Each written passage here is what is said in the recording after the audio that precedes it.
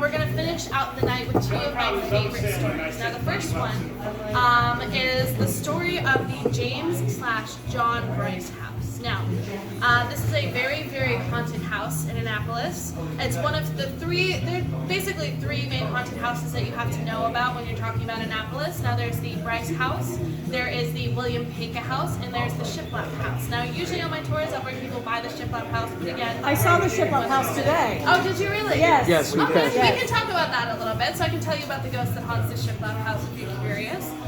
The ghost that haunts the Shiplap house is actually a woman named Adrienne. Now, Adrienne was also a working girl, similar to Amy. She was known to frequent that brothel outside of Navy Gate 1, but mostly she worked out of her own house. And the main thing about Adrienne, the main thing she was known for, was she was so stunningly beautiful, so just gracious and gorgeous. She would get anywhere from 3 to up to 7 marriage proposals a week. I mean, basically all of her clients would just be enamored with her and they would propose. And now every single time she turned them down very politely. They say she never actually found her true love while she was alive. And her death, unfortunately, she died around the age of 24 to the hands of, we're not really quite sure exactly what happened. We know she was stabbed. But the running theory seems to be that a man had proposed to her late one night after she had finished the job. And she politely said no, but he didn't really like that answer, so he stabbed and killed her out on the street right in front of her house. So, very unfortunate end for Adrienne, but as I mentioned, she never really found love while she was alive, but somehow, while she was dead, she managed to find the one. Now, this one that I mentioned is a man by the name of Francis. He lived in the Shiplap house around the 1850s, and he owned the house. He lived there by himself, and he was a real creative type. He was from Europe. He was an artist. He was a painter. He was a sculptor. He kind of just did everything. And Francis lived in the house for about 5 years. And Adrienne had decided that she is absolutely enamored with this guy. So, she would do very kind of wifely ghost things, like he would wake up in the morning and find a freshly folded outfit for him sitting on the bed. Whenever he walked downstairs, she would set the kettle on for him before he got there. Anytime he left the room, she would blow out the candles. Just being very caring and attentive to his needs. Very, very sweet, loving ghost. Now, unfortunately, this was all well and good. That is, until Francis actually did get married and his wife moved into him at the house, with him at the house. And very quickly after she moved in, the hauntings went from very sweet, very caring to a little bit more poltergeisty. You know, cabinets opening and closing on their own, things falling off the shelves, candles flickering. And now one particular story about all of this happening. Francis had gone to bed one evening ahead of his wife. They had just had dinner and she was cleaning up the kitchen after him.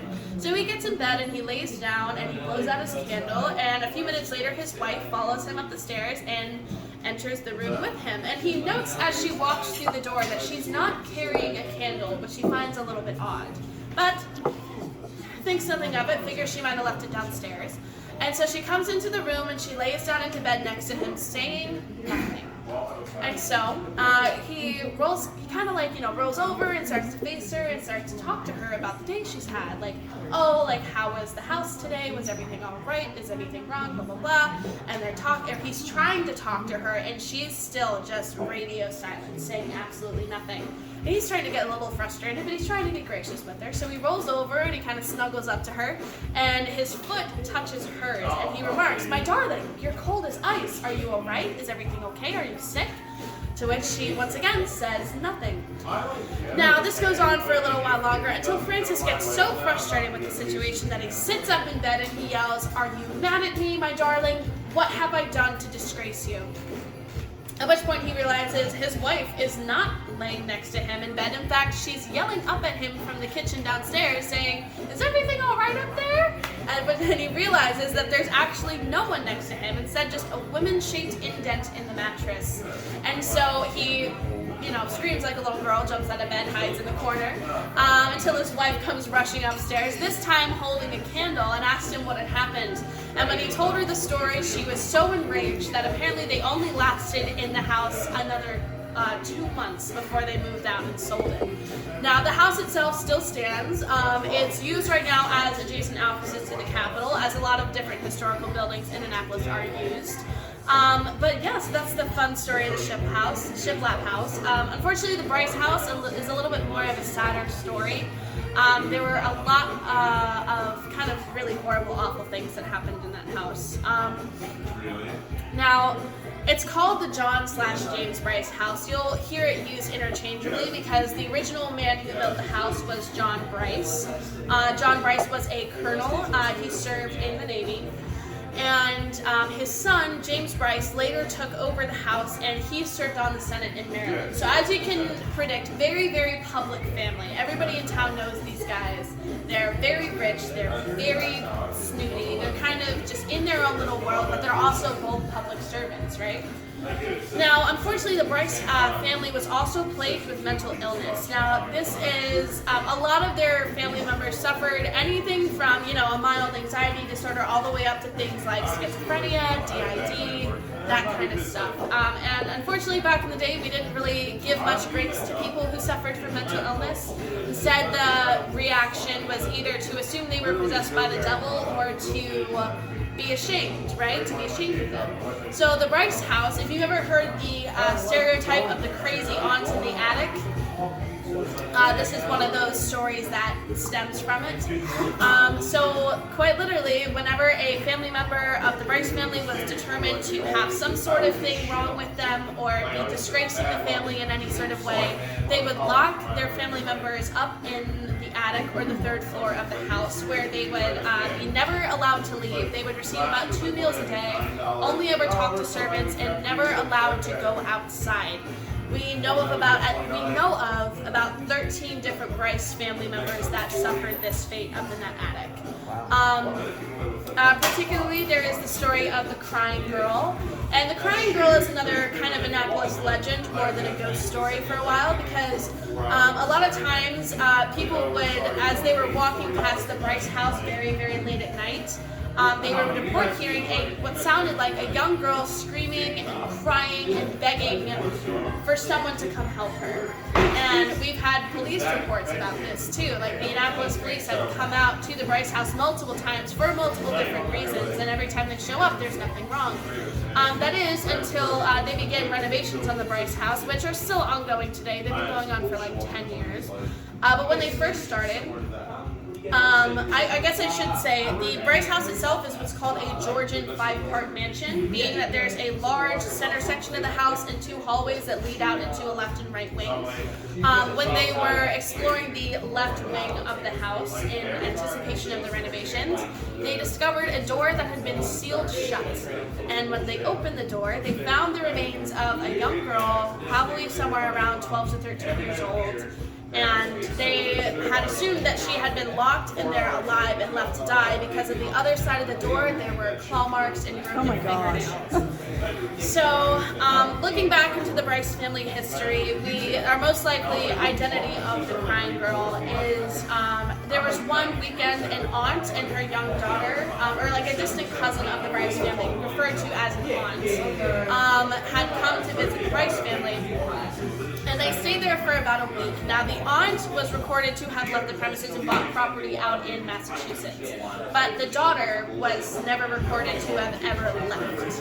And we believe this is because, according to what reports we can find, it seems like she had something similar to ADHD or autism or something along that spectrum.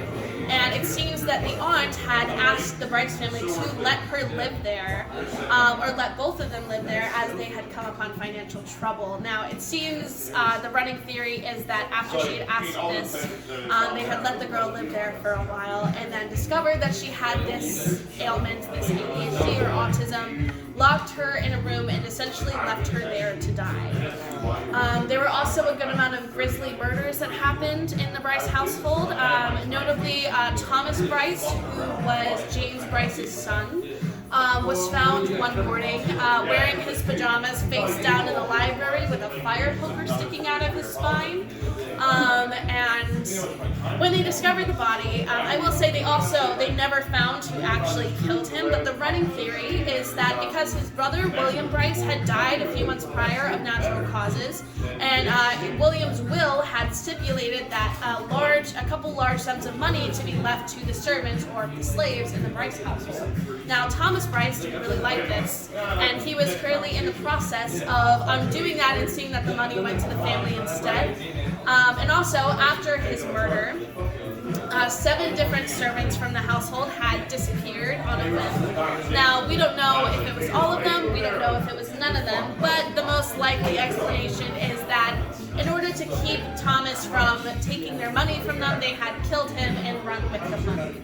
So, there was also a valet of the family who had gone out late one evening on an errand in town. And on his way back, he was brutally beaten and mugged in the street out front of the Bryce house. Now, we also still see a lot of police reports to this day about someone reporting a mugging outside of the Bryce house. And I like to imagine that the Annapolis Police Department has kind of like a list on their wall of certain things reported in certain places where it's like, okay, maybe send one guy out there, but it's probably a ghost, because apparently this is very, very common. But anyway, so the valet was unfortunately, he didn't really have much on him, but he was beaten nearly to death. But he managed to crawl his way up to the rightmost wing of the house and bang on the door. But before they had discovered him in the morning, he had passed away. So a lot of people walking along the street will see the after images of the fight that led to his death. As far as the hauntings go, the Bryce family household is the most common orb spotting area. One of my boss, Melissa, had taken a tour back there one day, and someone had been like taking a picture of her as she was talking, and when they looked at the picture after her, there was this white, like bright white glowing orb, like just directly behind her. I keep asking her to send me the picture, she keeps forgetting.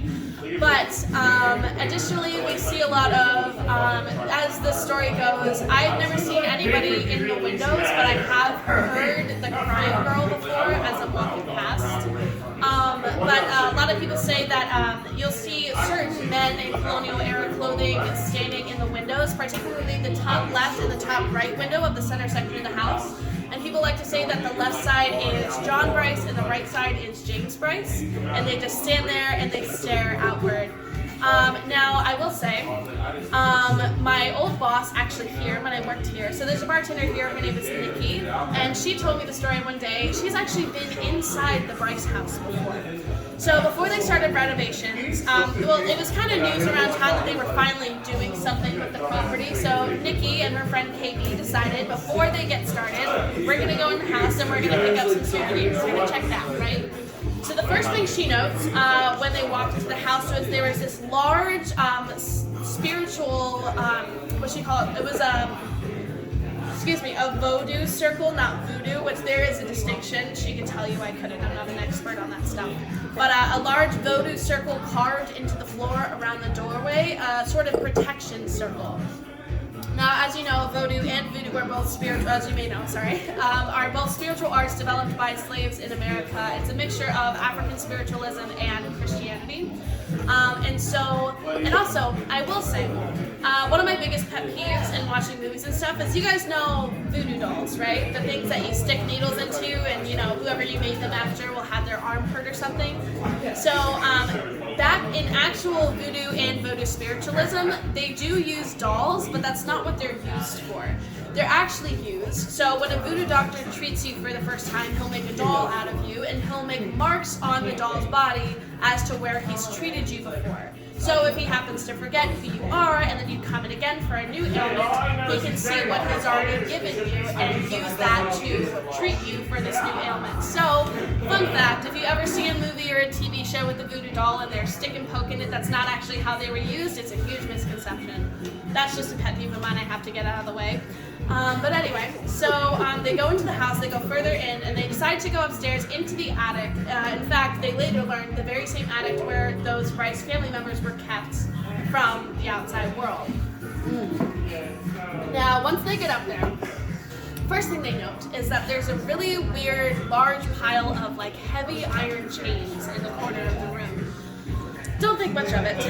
They keep going. They see a bunch of boxes on the other side of the room, and so they go and start digging through, and they're kind of looking for maybe like a knick-knack or a souvenir to take home with them, until suddenly the chains start to rattle, and it starts really, really soft, and like a few times a minute, and they're not really paying that much attention. They kind of glance over until eventually they start rattling more and more and more and more intensely until it's like thunder in the room. And so, even if there had been a gust of wind blowing through the window, these are heavy iron chains. Nothing could have moved those things unless somebody was moving them. So immediately, Nikki and Kiwi drop everything they're holding. They take a mad dash out of the house, never to return. But Nikki believes that they were digging through the belongings of the people that had been trapped up there, and they weren't really too happy of them taking their only worldly possessions. So yeah, that is the story of the Bryce house. Now, we have about 20 more minutes in our tour. So I will finish you off with one of my all-time favorite stories, which is the story of the Headless Ghost of Cornhill. Now, The what? the Headless Ghost of Cornhill Street. Cornhill Street, okay. So, the Headless Ghost of Cornhill is, I will confess, the identity of this ghost is pretty hotly debated. Me and my boss will go back and forth for hours. He's also known as the Headless Ghost of Green Street because the reason why it's so hard to pinpoint exactly who he is because one, no one's ever really gotten a good look at him, and two, he kind of tends to wander around Annapolis. He's not tied to one specific place like a lot of the other ghosts we've talked about tonight. So, my boss's theory is that the Headless Ghost is the ghost of a saint that was beheaded up at St. Anne's Church back when the Catholics and Protestants were really at each other's throats. Which, granted, Melissa, it's a pretty likely theory, but it's not a very interesting story, you know? So my theory is that the identity of the ghost is the two brothers who lived on Cornhill Street.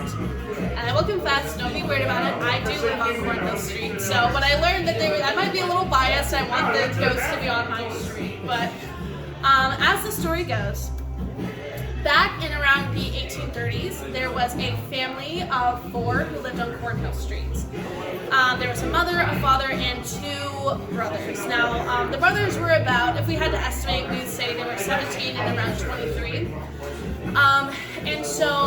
But unfortunately, after about a couple of years of them living there, a sort of sickness or illness swept through Annapolis. We're not really sure what it was. Something similar to like a cold or a flu. Nothing Black Plague level, but because back then medicine wasn't that advanced. A lot of people did unfortunately fall to it, including the mother and the father of the brothers. So leaving the 2 brothers behind, but thankfully because the older brother was over 18, he was able to both take custody of his younger brother and then also keep ownership of the family home. So,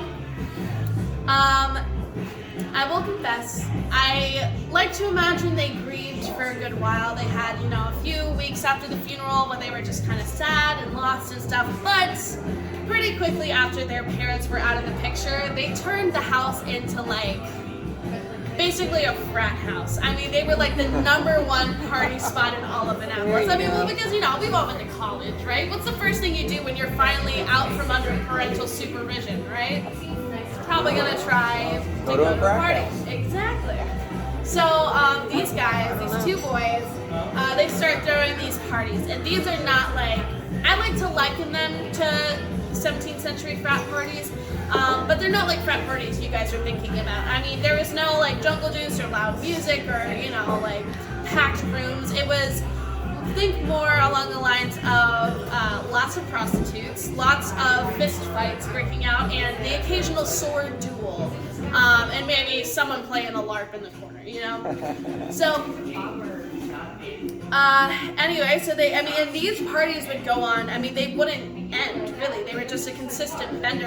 One of them went on for almost 6 straight days. There were people just coming in and out of the house constantly, trash being littered all over the street, people screaming, people laughing all the time.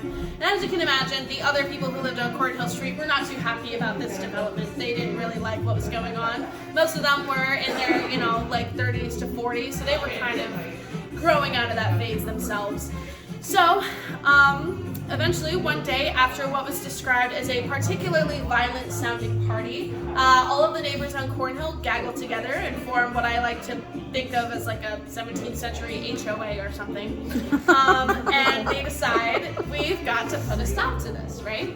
So they go up to the brother's house and they knock on the door, and the younger brother is the one to answer. And I mean, this kid looks terrible. He's like pale, he's sweating, his eyes are bloodshot, his hair's a mess. He's very clearly violently hungover. So they're a little put off by this, but alas, they continue on their quest. And they say, hey, these parties are becoming a problem. If you guys don't cut this out, we're going to call the police and you are going to go to jail. And let me tell you, the Annapolis City Jail is not somewhere you want to end up.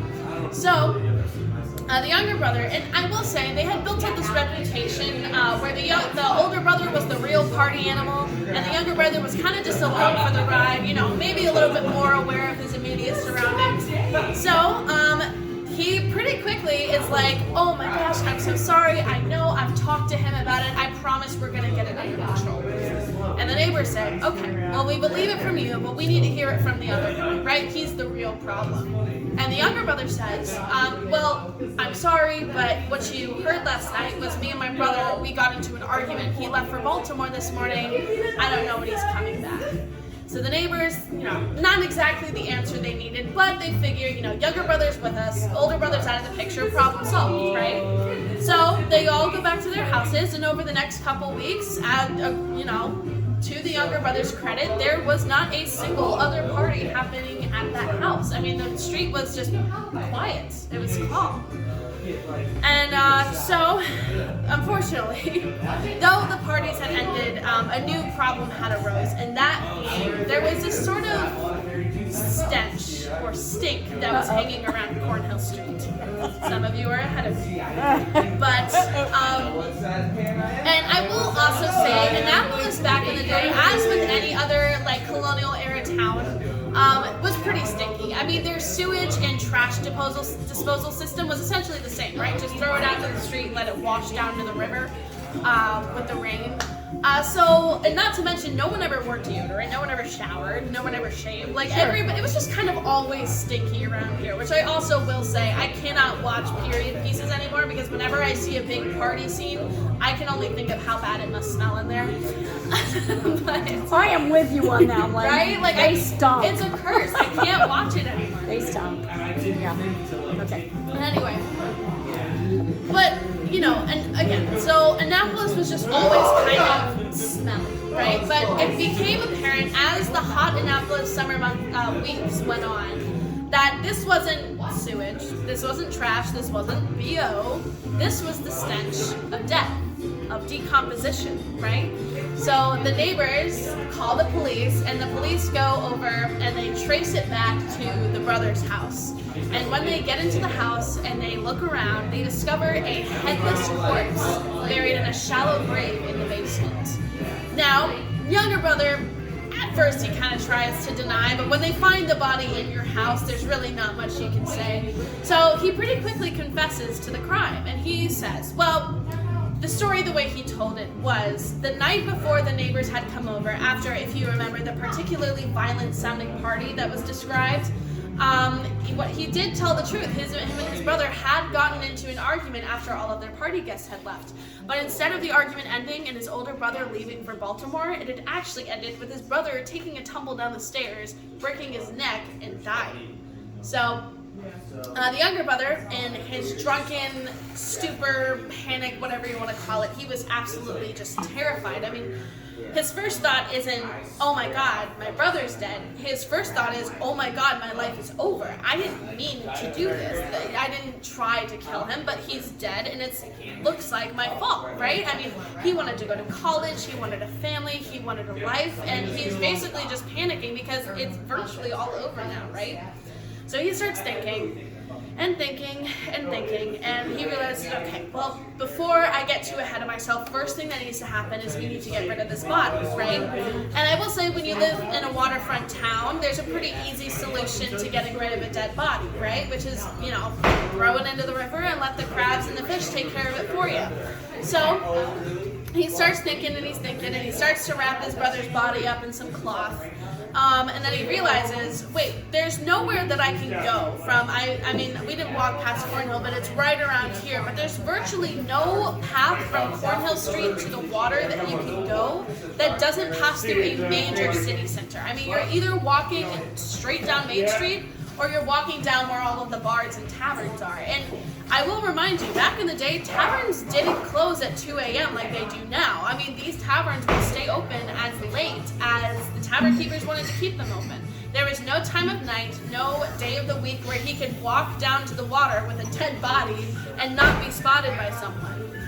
So he's thinking, and he's thinking, and he's thinking, and his grand plan becomes, okay, well, I'm just going to cut my brother up into tiny pieces and then take him down to the water piece by piece over the course of a week or two. And he starts with the head, the most identifying feature. So he cuts his brother's head off, and he tucks it under his little cloak, and he waddles down to the water, and he's still drunk, but he's doing his best.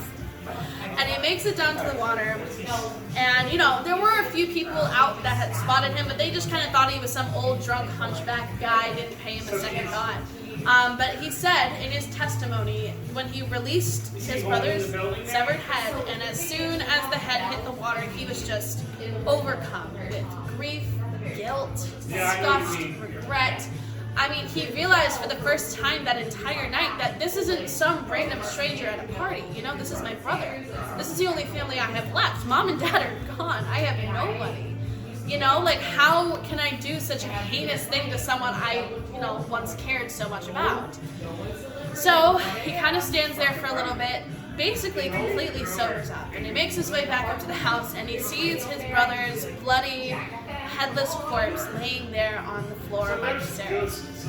And he decides, you know what, I'm just going to put him in the basement, and I'll deal with him tomorrow. I'll deal with it tomorrow. I'm going to bed. So, as you may remember from the beginning of our story, he did not, in fact, deal with it tomorrow, and instead there in the basement, the body sat, decaying and decomposing for 2 weeks before they finally discovered the body. Now, the brother ended up serving life in prison.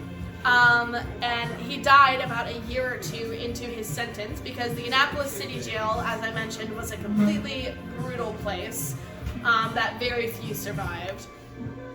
But That's crazy. I'll tell you, we might be over time a little bit, but if you're curious, I'll tell you about it. But anyway, so the Headless Ghost of Cornhill is another one of those ghost stories that's more like a legend or, like the Loch Ness Monster than he is like an actual ghost, right? So, as the tale goes, if you're ever wandering down by the water in Annapolis late at night and you happen upon the Headless Ghost, you better start running, because if he catches you, he will drag you down to the depths of the Severn River to help you look for his lost head. Oh, dear. Now, as everybody kind of tells it as like a malicious, scary story, I like to think the guy just doesn't have eyes anymore and needs someone down there to look for him. But, alas, unfortunately, he also tends to target mainly young men, particularly midshipmen over at the Naval Academy. There is one story, however, from about the 1870s. There was a young fisherman's son, about maybe 19, 20 years old. And the fisherman's son had been out with his dad across the Eastport Bridge working a late night. And eventually his dad told him, why don't you go ahead home? I'm going to close up here. You go get some rest and we'll do it all again tomorrow. So the fisherman's son, he heads across the bridge, which back then was a wooden footbridge and not the big stone drawbridge we have today. But he starts to make his way across. And he feels, as he makes his way across the bridge, this really strong urge to look over his shoulder, look behind him. So he turns around, and he sees, standing in a streetlight at the very end of the bridge, what seems to be a really short man. And so he doesn't pay much mind, keeps moving, until he reaches about the center of the bridge, and he feels once again a very, very even stronger sensation to look behind him. And he looks behind him, and the man is closer, and he realizes that's not a short man, that is a headless man, which will take a few inches off of you. So the poor kid, absolutely terrified, he breaks out into a full sprint. He makes it all the way to Main Street before he looks behind him again. And when he does check, the ghost is nowhere to be seen. So obviously he's shaken up like this, and he decides instead of going home to stew in the thoughts of what had just happened, he's gonna go to a tavern and sit down, have a drink, cool off for a second, right? So he steps into a tavern somewhere around where O'Brien's is now. And he sits down and, he orders his drink, and the bartender and the bar patrons have kind of realized, like, something happened to this kid. I mean, he looks literally like he's seen a ghost, pun intended. So they're kind of egging him on. They're saying, like, come on, man, tell us what happened, what's going on, like, what happened? And he's like, no, it's fine, you won't believe me, it was nothing, until they finally pry it out of him, and he tells them what had just happened. And they all get a good laugh out of it, until a midshipman at the end of the bar pipes up and says, you're not crazy, the same exact thing happened to me last week, it's a problem. Many of my midshipmen have gone missing, like, this is a real thing. Word to the wise, if you're ever walking down by the water in Annapolis at night, I know I said he usually targets young men, but he's also known to kind of just take anybody and everybody down to help him out. So I advise walking with a buddy. And with that, I believe we're just about over time, so that is the end of our tour this evening. Thank you guys so much for joining me. I hope you all had a good time. Yeah. So feel free to sit, finish your drinks, grab another.